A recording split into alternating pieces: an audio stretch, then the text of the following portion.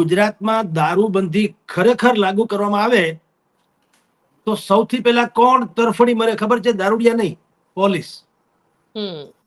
સૌથી પહેલી આ કરોડમાં કરોડ હકીકત આ છે કે સૌથી પહેલું નુકસાન કે સૌથી પહેલી ખોટ કે સૌથી પહેલી પ્યાસ જે છે સૌથી બધું લાગે પોલીસ તંત્રને.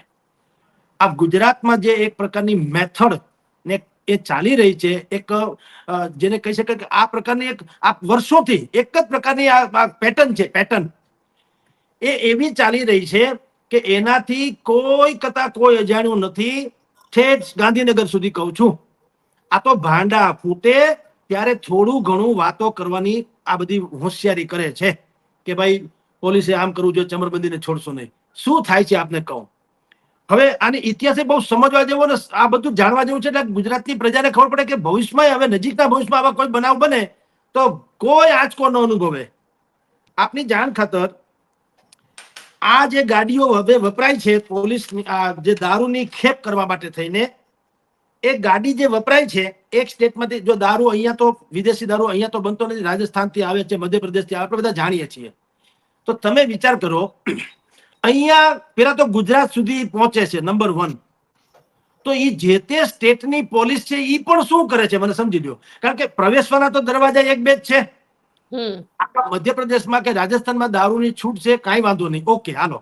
પણ ત્યાંથી ગુજરાતમાં આવવાના 100 રસ્તા તો નથી કે ડ્રોન સિસ્ટમ નથી કે ઉપરથી આમ કરીને દારૂ પછાડી દે અહીંયા અમને ગોંડલમાં મળી જાય, એવું તો છે નહીં. એકાદ બે જેને કહેવાય એન્ટર થવાના તો એકાદ બે રસ્તા છે. તો ત્યાંની પોલીસ શું કરે છે? નંબર 1, હવે હવે નવી સિસ્ટમ શરૂ થઈ છે કે કિંમતી મોંઘી ગાડીઓમાં દારૂની હેરાફેરી થવા માટે, જેથી કરીને એમ કે શંકા ઓછી જાય એમ. જેમ કે BMW, ઓડી, જેગુઆર, ફોર્ચ્યુન, આ બધી ગાડીઓમાં શું હોય છે, એ હંકાવનારો એક જ વ્યક્તિ હોય અને એને ખેપિયો એની પરિભાષામાં. એને શું કરવાનું, આ ગાડી જે રાજસ્થાન કે મધ્યપ્રદેશ થી ગુજરાત સુધી પહોંચે ને એને પોલીસને ખબર જ હોય, અજાણું નથી.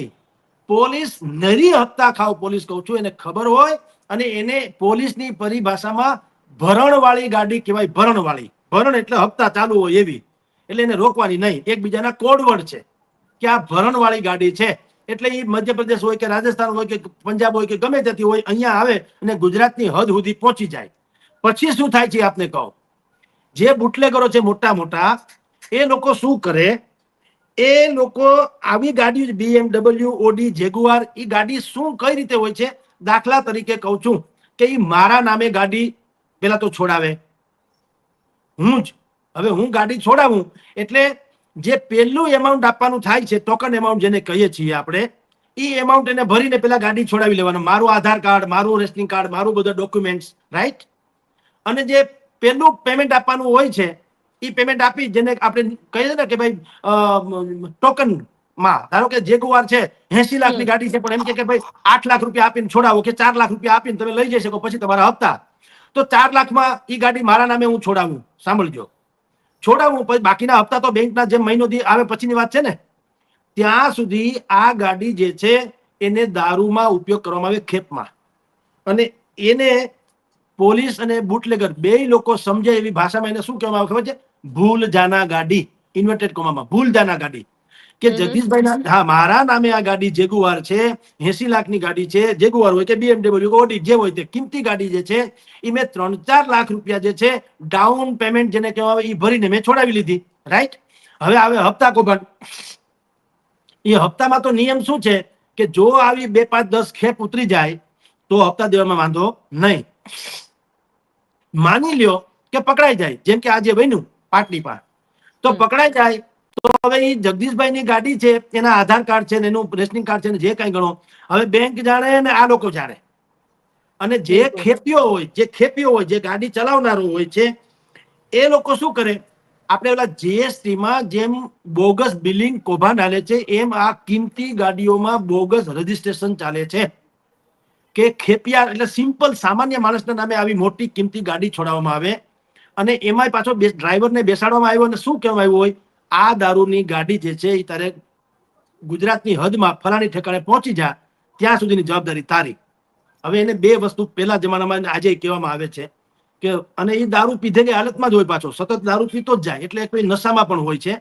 એને કહેવામાં આવ્યું કે જો કોઈ પોલીસ તને એમ લાગે કે હવે તને કોઈ પણ ભોગે પકડી પાડી શકે એમ છે તો એની માથે ચડી દેવાની છૂટ, તારે ભાગી જવાનું, તારે પકડાવાનું નહીં.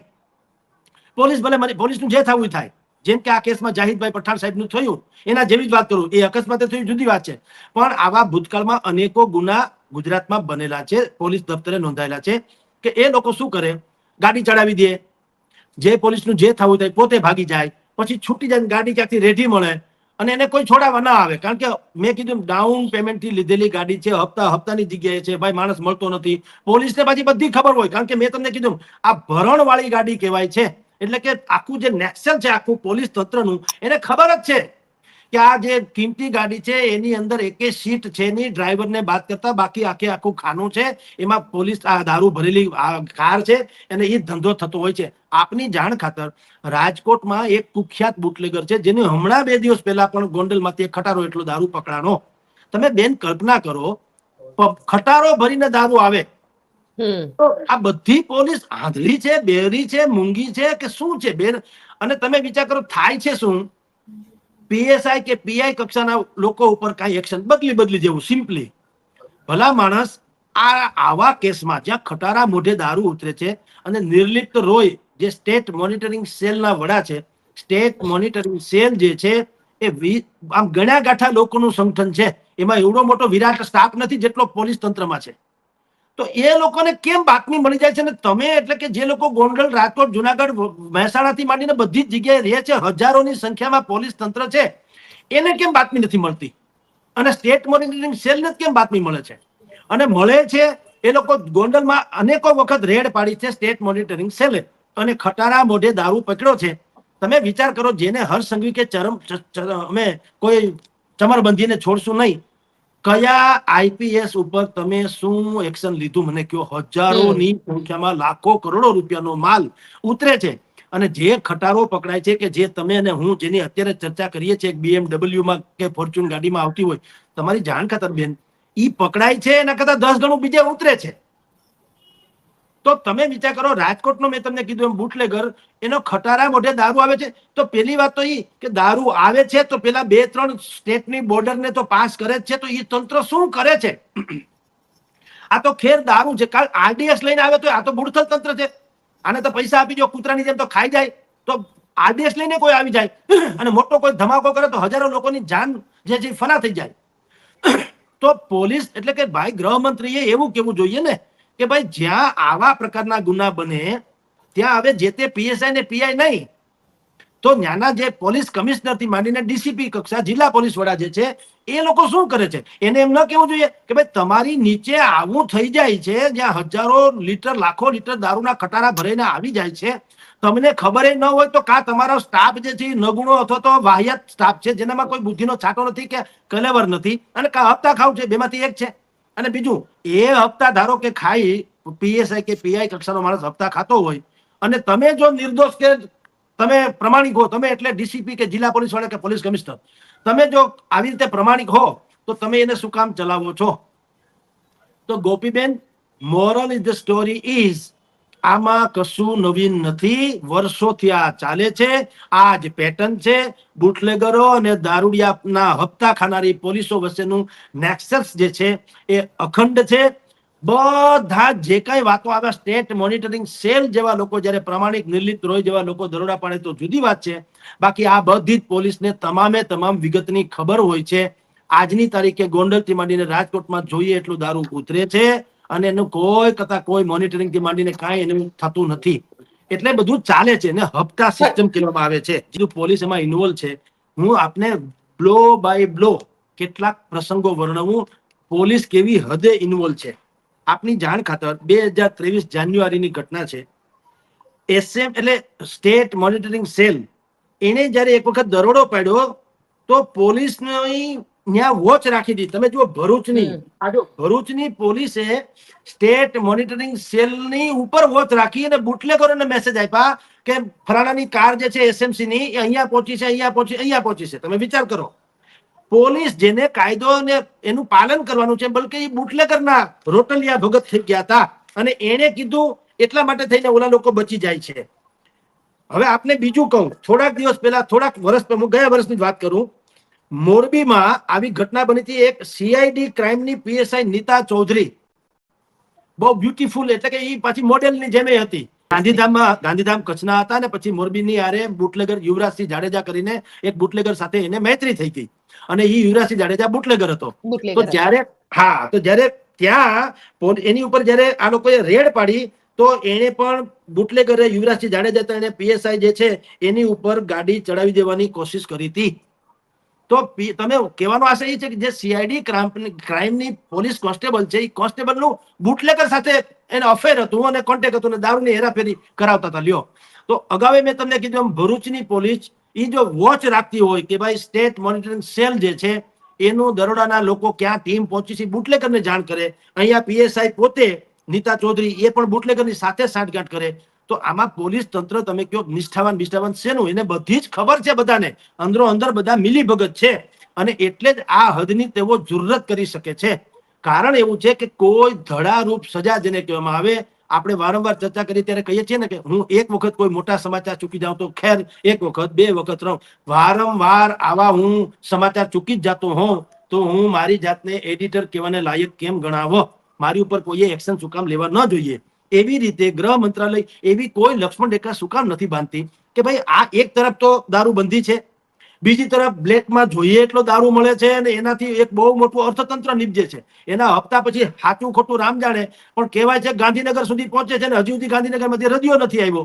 તો તમે વિચાર કરો કે જયારે તમારી ઉપર આટલી મોટી એક કલંક છે તો એ કલંકને ભૂસવાનું કોઈ માણસ બીડું કેમ નથી ઝડપતા? હર્ષ સંઘવીથી માંડીને કોઈ એમ કેમ નથી કહી શકતા કે હવે પછી મજાલ છે કોઈને એક દારૂનો ટીપું ક્યાંય મળે તો ફટ કહેજો મને? કા રાજીનામું નથી આપતા, કા નૈતિકતાની વાત નથી કરતા? કારણ કે આ બધું ખુલ્લમ ખુલ્લા પ્યાર છે, આમાં કાંઈ છુપાછુપી નથી. અનાયાસે કોક નિર્લિપ્ત રોય જેવો પ્રમાણિક ક્યાંક અધિકારી આવી જાય તો ભાંડા ફૂટે.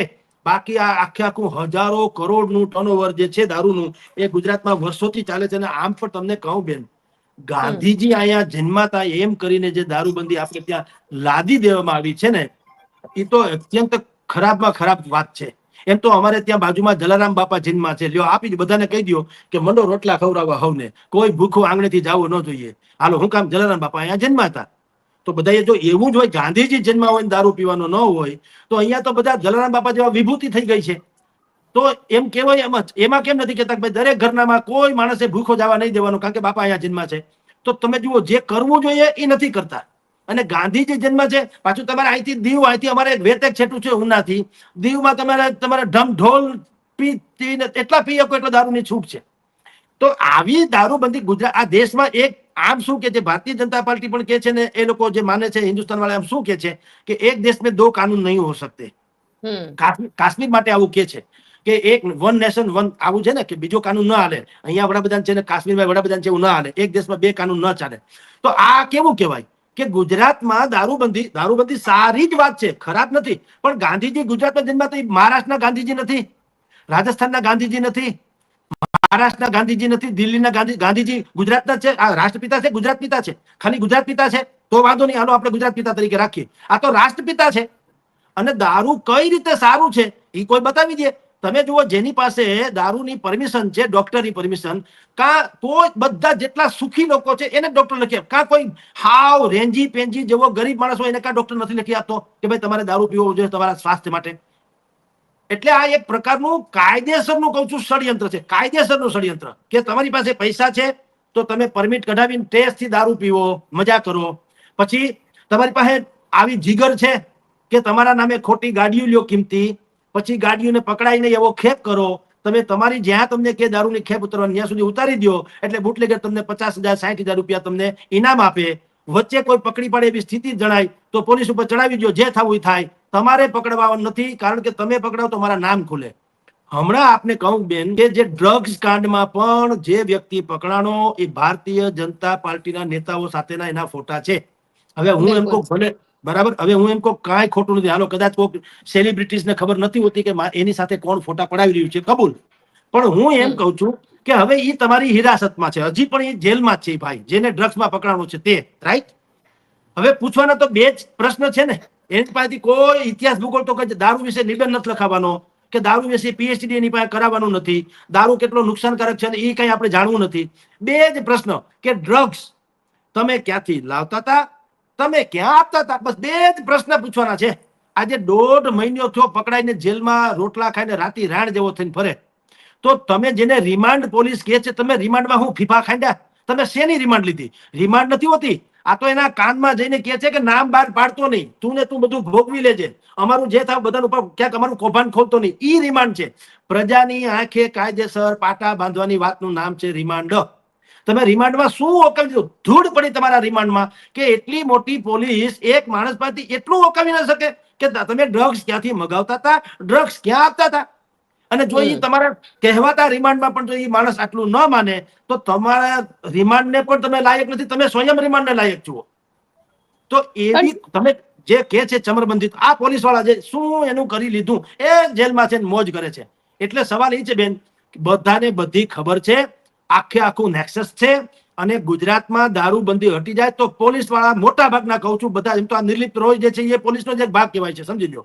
તો હું ઈમાનદાર પોલીસોની કોઈ વાત નથી કરતા, ઈમાનદાર તો ઈમાનદાર હોતા હે, પણ મોટા ભાગના પોલીસ ટાંટિયા ઢહડીને, હું તમને કહું છું, ટાંટિયા ઢહડીને મરી જાય જો દારૂબંધી ખરેખર અમલમાં આવે તો. એટલે આ બિલકુલ વાહિયાત દલીલ પર વાહિયાત છે. દારૂબંધી બેસ્ટમાં બેસ્ટ વાત છે, પણ એ સમગ્ર દેશમાં શું કામ નથી એમ કહું છું. અહીંયા એમ કે છો કે ભાઈ તમારા કોઈની બેન દીકરી જે છે એને નુકસાન થાય છે, માણસ દારૂ પીને હેરાન કરે તો ગૃહ કરે તો બીજામાં જેમ આપણે ટેક્સ ફ્રી હોય એમ બીજા રાજ્યમાં બેન દીકરી નથી હોતી.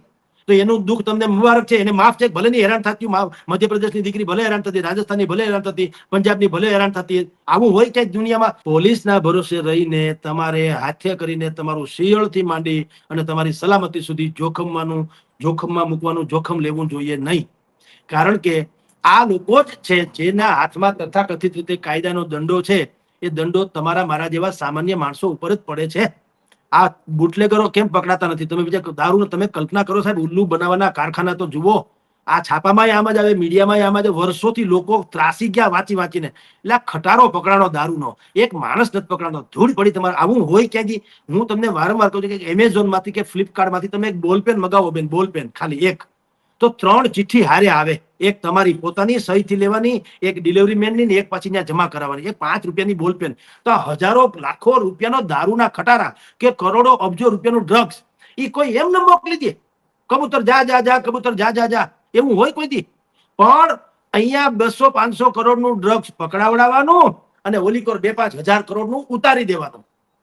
આ દારૂના ખટારા ઉતરે છે તો કોક લે છે, એનો અર્થ એ થયો ને, ડિમાન્ડ વગર તો સપ્લાય થાય નહીં.